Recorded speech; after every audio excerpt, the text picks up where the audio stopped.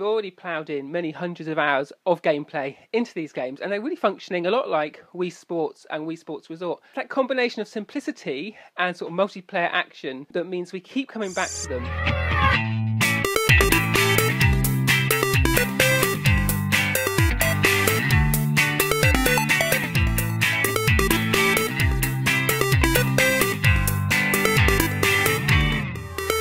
Welcome to Family Gamer TV.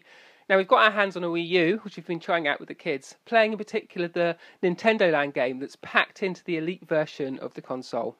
Now this is a little bit like Wii Sports, so it offers a variety of games, both single player and multiplayer, that let you experience the different ways you can control games with the new Wii U gamepad, combining that with the existing Wii Remote and nunchucks. Now, I know some people have said that the Nintendo Land games were more of a tech demo, just sort of showing off the controls of the Wii U, but for me and my family, actually, we've already ploughed in many hundreds of hours of gameplay into these games, and they're really functioning a lot like Wii Sports and Wii Sports Resort. And for us, these games offer excellent value, and it's that combination of simplicity and sort of multiplayer action that means we keep coming back to them. So like say on Wii Sports Resort, that table tennis game, we've literally put in thousands of hours, and I could see us doing something similar with some of the games on Nintendo Land.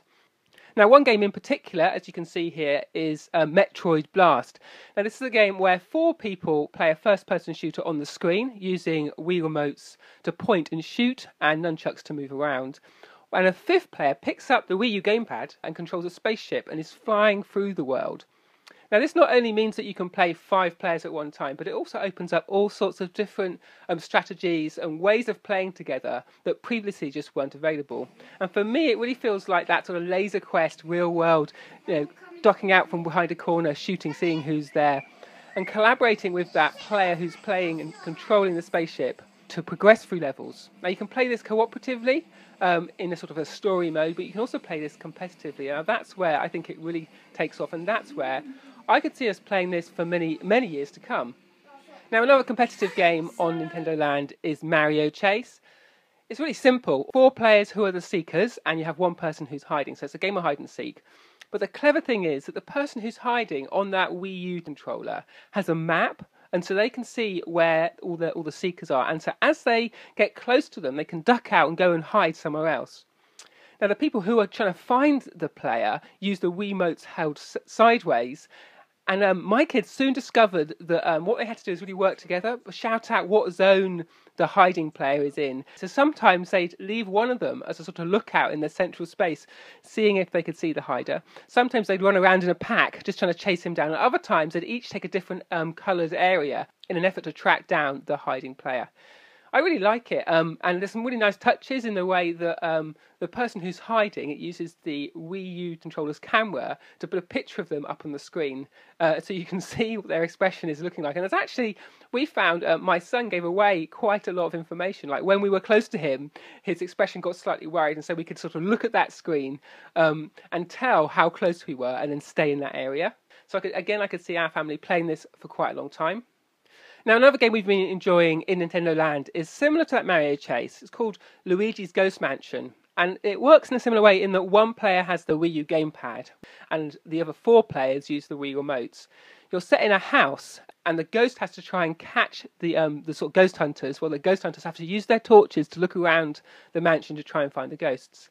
And as you're doing that with the remote, it vibrates when you get close, and it really sort of builds to the tension. And our kids loved sort of shrieking with laughter and sort of shock and fear.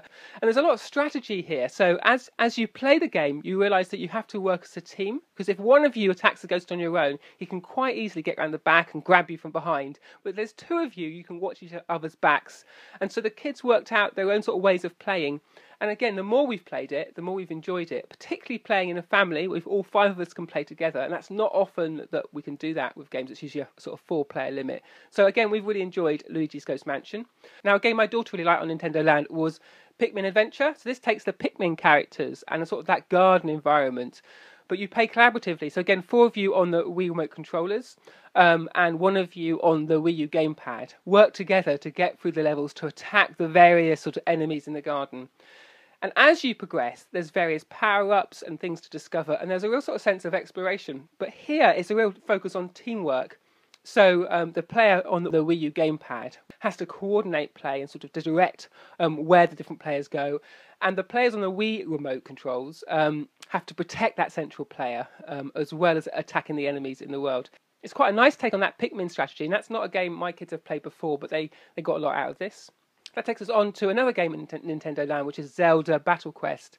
Now, this is quite like some of the Wii Sports games. So 4 players control Zelda characters just using the Wii remote, and by swinging it around with that Motion Plus control, there's a one-to-one relationship with the sword on the screen, much like the Wii-Sports Resort sword mode, and so that they can sort of progress through this Zelda adventure. But at the same time, a 5th player picks up that Wii U gamepad, uses it like the Wii-Sports Resort archery, so you put it up to aim, you pull back the trigger, and then you can shoot arrows into the environment as well. So by combining both swordplay and archery, the 5 players together go on this little adventure quest through the Zelda game.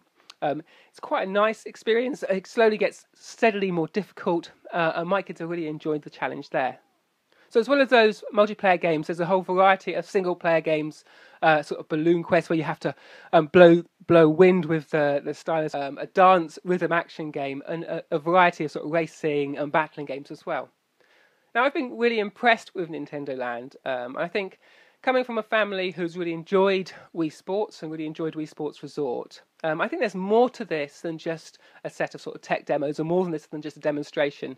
There's that combination of simplicity as well as openness. So as you play the game, you work out new ways to play it, and you work out sort of new strategies. And it's not until maybe you've put in 40 or 50 hours into some of these games that you realise just how much depth there is there.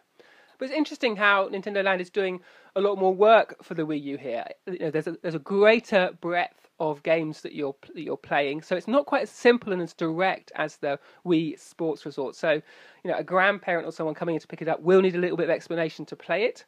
But perhaps they're relying on the fact that the Wii really sort of broken them into the fact that simple controller games are quite fun.